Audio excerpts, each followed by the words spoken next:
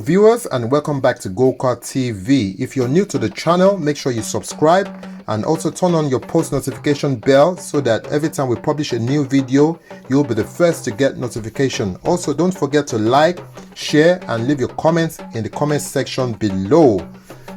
Mr. Sunday Adeyemo, better known as Sunday Igboho, has described some prominent Yoruba leaders as Fulani slaves. Those who he labeled as Fulani slaves include the Ooni of Ife, Oba Enitan Ogunwusi, the APC national leader, Asiwaju Ahmed Tinubu, the Oyo State Governor, Mr. Seyi Makinde, and also the Oluwo of Iwo, Oba Abdulrasheed Akanbi.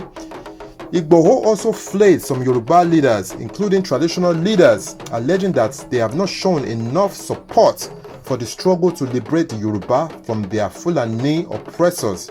Speaking during a virtual town hall meeting monitored by several Nigerian media outlets, Igboho said the Ooni and others are interested in their own gain, even though they claim to represent the Yoruba interest. The meeting, which started at 11:15 p.m. on Tuesday, ended at 1 a.m. on Wednesday. It had more than 1,000 participants from Nigeria and the diaspora. Igboho joined in at about 12:16 a.m., saying he was just entering Oyo town to see Oba Lamidi Adeyemi, the Alaafin of Oyo, for a meeting. He said the monarch is in support of his struggle. Igboho had issued a 7-day ultimatum to herders in Ibarapa area of Oyo State, blaming them for kidnapping, killings, destruction of farmland and insecurity in the state. With some youth in the area at the expiration of the ultimatum, he moved to Ogun State on Monday and was received by thousands of youth.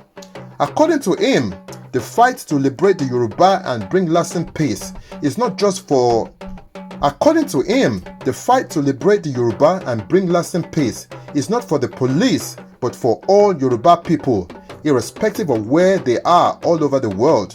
He said, "I am not concerned about the police. The struggle is about Yoruba agenda as it concerns security situation in our land, and I trust Yoruba people for support. People are afraid because of the atrocities of the herders. We also pray that our leaders will support us, irrespective of their fear of being arrested. They should be able to talk to President Muhammadu Buhari on security in Yoruba land." When Ooni visited Buhari, the president received him by standing up, but he said something I don't like. "That is why the Alaafin called me. He wants to tackle what Ooni said."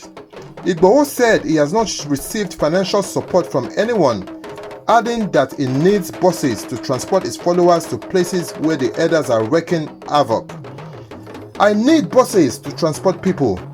The 3 vans we use are bought by me.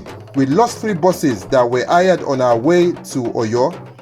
Ooni should be able to tell Buhari about what Yoruba wants, but he has collected dollars from Buhari. He called me, but I don't want to see him. Only Alaafin is in support of what we are doing, and he has written a letter to the president.